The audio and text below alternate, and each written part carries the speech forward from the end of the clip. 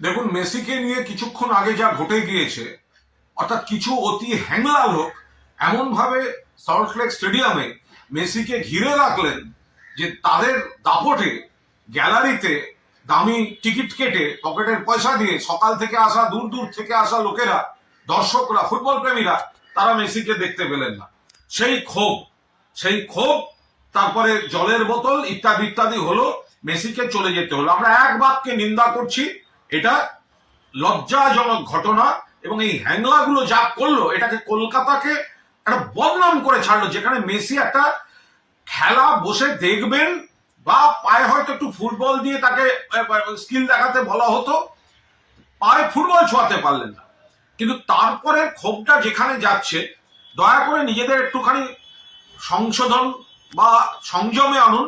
আপনাদের ক্ষোভ ন্যায্য, 100% ন্যায্য। আপনাদের ফুটবল প্রেমীদের আবেগকে সমর্থন করি, কিন্তু এই ভাঙচুর এবং তারপরেটা, এতে অন্য লোক সুযোগ নিয়ে নিচ্ছে। বিষয়টা আপনাদের ক্রীড়া প্রেমটাকে ছোট হয়ে গিয়ে, লঘু হয়ে গিয়ে, তখন কিন্তু বিষয়টা আইন শৃঙ্খলায় চলে যাচ্ছে। একাধিক সর্বভারতীয় টিভি চ্যানেল থেকে প্রশ্ন পাচ্ছি, এক্ষুনি তারা ফোন ইন নিচ্ছিলেন যে পশ্চিম ল অ্যান্ড অর্ডার, এটা কেন পুলিশ এখনো করছে না, কেন পুলিশ এই গুন্ডামি হতে দিচ্ছে। আর তাদের বুঝিয়ে বলছি, তারা এখন তো তারা শুনবেন কি শুনবেন না, অল ইন্ডিয়ার সব চ্যানেল বুঝতেই পারেন যে এরা তো কোনো আইন ভঙ্গ করতে আসছিল না, এরা তো খেলা দেখতে এসেছিল। একটা আচমকা সেই রাগটা গিয়ে পড়ে ভাঙচুর ইত্যাদি করে ফেলেছে। মমতা বন্দ্যোপাধ্যায় পুলিশ তো ক্রীড়াপ্রেমীদের উপর প্রথমেই লাঠিটা চার্জ করতে পারেন না, কিন্তু ন্যাশনাল চ্যানেল থেকে একের পর এক প্রশ্ন আসছে, কেন পুলিশ অ্যাকশন নেয়নি, কেন পুলিশ মারেনি।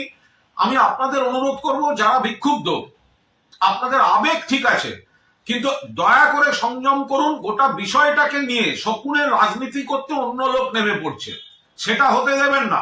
এবার আপনাদের সঙ্গে মিশে গিয়ে অন্য লোক যদি, রাজনীতির লোক ঢুকে গিয়ে যদি চারটে ভাঙচুর, চারটে আঙুল লাগানো করে দেয়, তখন কিন্তু গোটা দায়টা গিয়ে পড়বে ফুটবল প্রেমীদের উপর।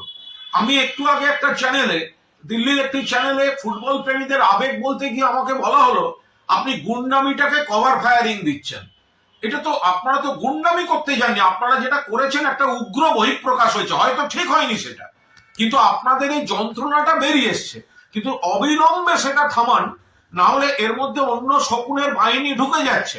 ঢুকে গিয়ে ফুটবল প্রেমীদের যে কষ্টটা বা দুঃখটা এবং মূল এজেন্ট আয়োজক যেটা, তার যে ব্যর্থতাটা, সেটা এখন কেন গুন্ডামি রুখতে পুলিশ লাঠিচার্জ করেনি বা আরো কিছু করেনি, ব্যাপারটা সেই দিকে ঘোরাবার চেষ্টা করছে অনেকে। ফলে যুব ভারতী ক্রীড়াঙ্গন আমাদের অত্যন্ত প্রিয়, এশিয়ার সেরা, ভারতের সেরা, তার বেশ কিছু ক্ষতি হয়েছে, এই ক্ষতিও তো আমরা চাই না।